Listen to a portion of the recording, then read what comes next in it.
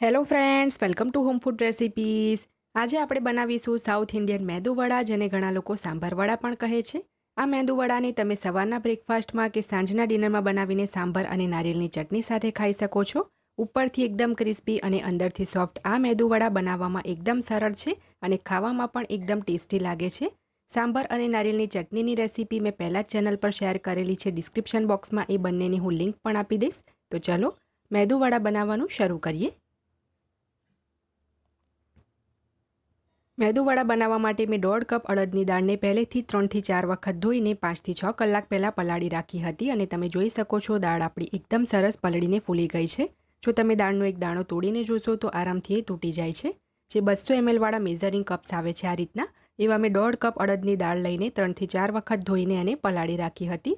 1 cup દાળ જો તમે ગ્રામમાં જોશો તો 160 ગ્રામ થાય છે. ટોટલ આપણે 1.5 કપ એટલે કે 240 ગ્રામ દાળ પલાળી હતી. તો હવે આ દાળનું બધું જ પાણી આપણે નિતારી લેવાનું છે. પાણી નિતાર્યા પછી આપણે એક મોટા મિક્સર જારમાં એડ કરીને એને પીસી લેવાની છે. ચમચીથી વચ્ચે વચ્ચે ઢાંકણ ખોલીને 1-2 વાર મિક્સ કરવું, એ પછી ફરીથી એને ક્રશ કરવું, ફરીથી ઢાંકણ ખોલીને ચમચીથી ચલાવવું. એ રીતે આપણે એને બારીક પીસી લેવાની છે. તો એક જ વખતમાં બધી જ દાળ મેં એડ કરી દીધી છે અને એકદમ પાણી વગર નહીં પીસાય, તો 1-2 ચમચી પાણી તો આપણે એમાં એડ કરવું જ પડશે. અને હવે આપણે એને એકદમ સ્મૂથ પીસી લઈએ. અહીંયા તમે જોઈ શકો છો દાળને મેં એકદમ બારીક પીસી લીધી છે અને પીસવામાં પાણી ઓછું લાગ્યું હતું તો 2-3 ચમચી પાણી મેં બીજું આમાં એડ કર્યું હતું. ટોટલ 1/4 કપ એટલે કે 50 ml દાળ પીસવા માટે મેં પાણી યુઝ કર્યું છે. દાળ એકદમ બારીક છે, તમે જોઈ શકો છો. જે રીતનો બારીક રવો આવે છે એવું એનું ટેક્સચર રાખવાનું છે. હવે એક બાઉલમાં આપણે બધી જ પીસેલી અડદની દાળ એડ કરી દઈએ. અહીંયા હું હાથથી જ એને કાઢું છું કારણ કે દાળ થોડી ચીકણી હોય છે તો જારમાં ચોટેલી રહી જાય છે. અને હાથથી જ આ રીતે હવે સતત હલાવતા રહીને 3 થી 4 મિનિટ માટે આપણે દાળને ફેંટવાની છે, જેથી જે ખીરું છે એમાં હવા ભરાઈ જશે અને મેદુવડા પણ આપણા એકદમ ફૂલેલા અને સોફ્ટ બનશે. કન્ટિન્યુઅસ 3 થી 4 મિનિટ ફેંટી લીધા પછી હવે આપણે ખીરુંને ચેક કરવા માટે એક વાટકીમાં પાણી લઈશું. એમાં થોડુંક ખીરું એડ કરીને જોવાનું છે. તો જો આ રીતે પાણી પર તરવા લાગે, મતલબ કે બેટર આપણે સરસ ફેંટ્યું છે. જો પાણીમાં તરે નહીં અને બેસી જાય તો તમારે એને વધારે ફેંટવાનું છે. પણ અહીંયા આ એકદમ પરફેક્ટ છે તો એમાં બાકીની વસ્તુ ઉમેરી દઈએ. તો અહીંયા મેં એમાં 1 ચમચી જીરું ઉમેર્યું છે. 12 થી 15 મીઠા લીમડાના પત્તા લઈને ઝીણા સમારીને એડ કરવાના છે.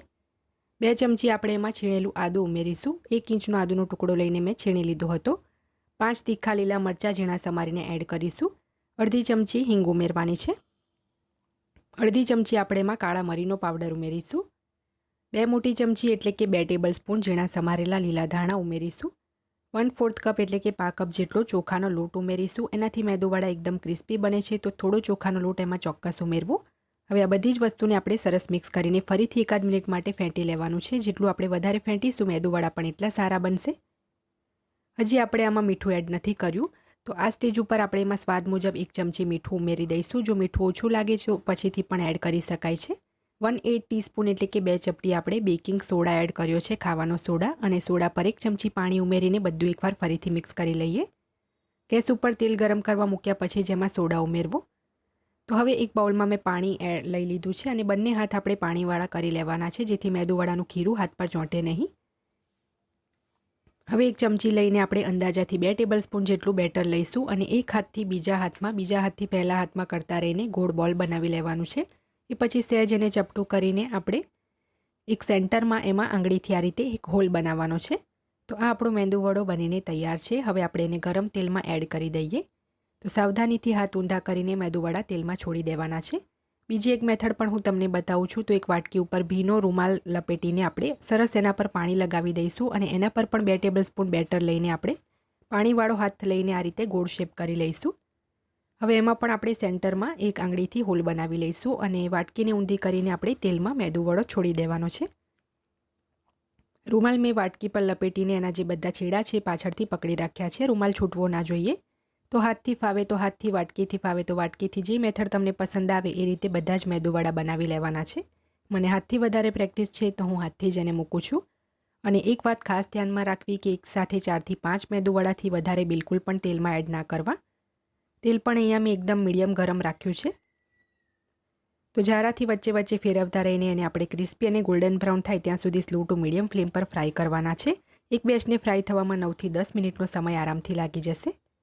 તો જ્યારે મેદુવડા આપણા એકદમ સરસ આ રીતે ગોલ્ડન બ્રાઉન અને ક્રિસ્પી થઈ જાય તો આપણે જારાથી એને ટિશ્યુ પેપર ઉપર બહાર કાઢી લઈશું. તમે જોઈ શકો છો કેટલા પરફેક્ટ શેપના આપણા મેદુવડા બન્યા છે અને ઉપરથી એકદમ ક્રિસ્પી છે. તો બાકીના મેદુવડા પણ આપણે આ જ રીતે ફ્રાય કરીને કાઢી લેવાના છે. આટલી ક્વોન્ટિટીમાં 15થી 16 મેદુવડા મીડિયમ સાઇઝના બનીને તૈયાર થશે. તો ગરમ ગરમ સાંભર અને ચટણી સાથે તમે આ મેદુવડાને સર્વ કરી શકો છો. એકદમ ટેસ્ટી લાગશે.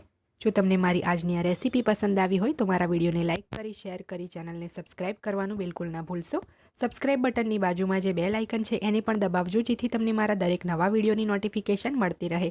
અને જો તમારે મારી આ જ રેસીપી હિન્દીમાં જોવી હોય તો મારી હિન્દી ચેનલ ઉપર જઈને જોઈ શકો છો, જેની લિંક મેં વિડીયોની નીચે ડિસ્ક્રિપ્શન બોક્સમાં આપી છે. તો મળીએ નેક્સ્ટ વિડીયોમાં. ત્યાં સુધી આવજો.